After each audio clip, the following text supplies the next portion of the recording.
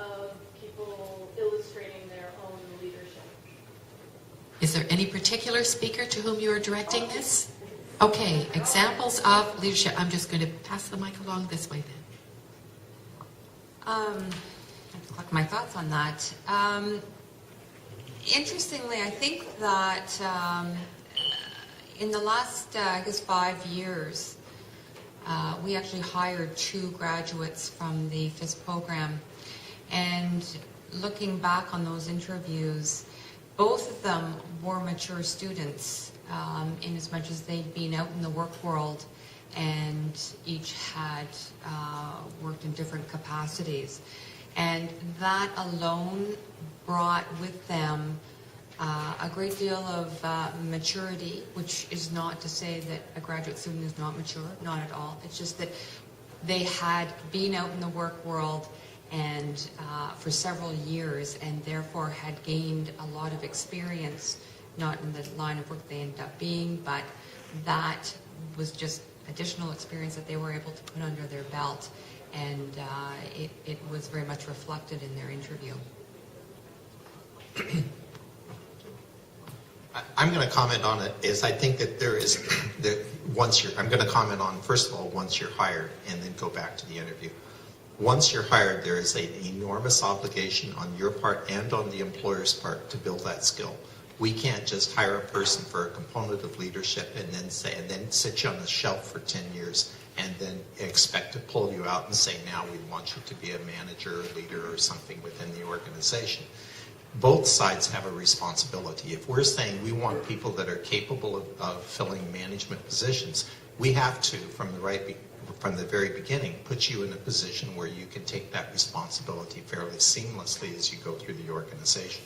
So to me, one of the things you're looking for in an employer is an employer who will allow you to work on teams, an employer who will allow you to have projects, an employer who will allow you to bring forward ideas, and who will give you an opportunity to come up with, on a regular basis, work plans within the organization so that you can talk about your goals and you can talk about your objectives. One of the things that I think it's also important to do, and I know the comment was there that was mentioned about involvement within the profession, is that, we will, and in our case we will, allow people to go to conferences and do some of those. So you have those questions to ask of the employer even within the interview process. I can tell you that in the interview process, one thing that I'm looking for as much as anything else is when we reach the end and we say, now, do you have any questions about us? And if a person says, no, then that's not good. And if the question is, now, how much vacation is from the very beginning? That's not good. We're looking during the course of that interview for some evidence that you've done, and you mentioned it, looking at the websites, having done the research, having an ability to apply, even if you are just straight out of school and have gone through it. If we're asking you questions, give an example of when you worked on a group and you faced a crisis, or you did this and what was your role. We're looking for examples that you can pull up pretty quickly to plug into those situations. We're looking for the fact that you've learned various questions, that you've learned from life. And we are looking for people who can express themselves, not necessarily as an extrovert. You may think about it for a moment and you may do it concisely, but we are looking for people who will be able to make their points.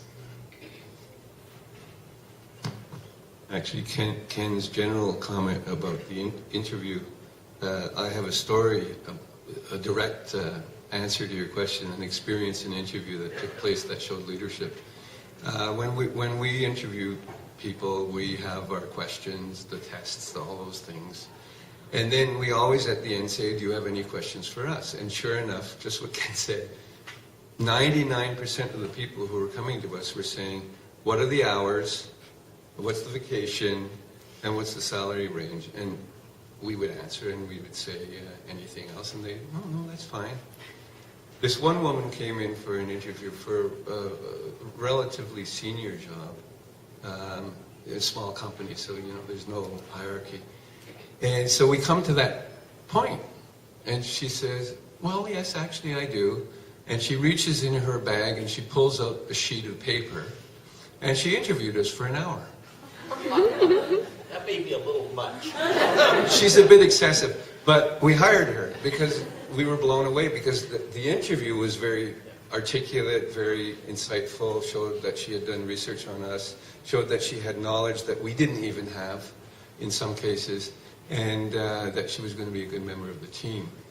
The other comment I want to make, because we're talking about leadership, I've had a reverse experience. Right now we've advertised for a lower level position, an office administrator, who would, because it's a small company, who would have reception duties. And, you know, if we all do our own photocopying, if we're photocopying an article, but if there's a big job, we give it to the office administrator.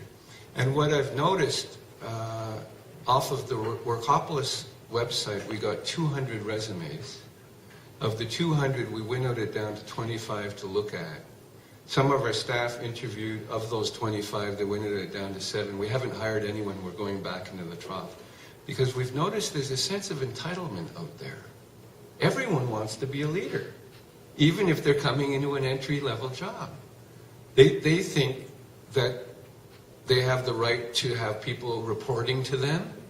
If they don't want to do the Joe jobs or the Susan jobs, they'll have someone to give them to. So leadership doesn't necessarily mean managing other people or having someone else do the work you don't want to do. That's not leadership. Leadership is some of the things that the others were mentioning. It's astuteness and it's intelligence and it's ability to make decisions and listen, some of the things we were talking about. So it's not about hierarchy at all. In terms of leadership, in an interview, I don't think the example to demonstrate leadership has to be of a major project. You don't have to be running a UN program. In terms of what leadership means, to me, is the person has recognized what their responsibilities are in the situation, accepted them, and then they make sure that part of the work gets done. And that is an important thing to communicate to a prospective employer, that you recognized what needed to be done, you took the actions, and then you made sure it happened, because ultimately that's what the leader is responsible for, making sure it happens. Okay, additional questions. Thank you very much, panelists, for that.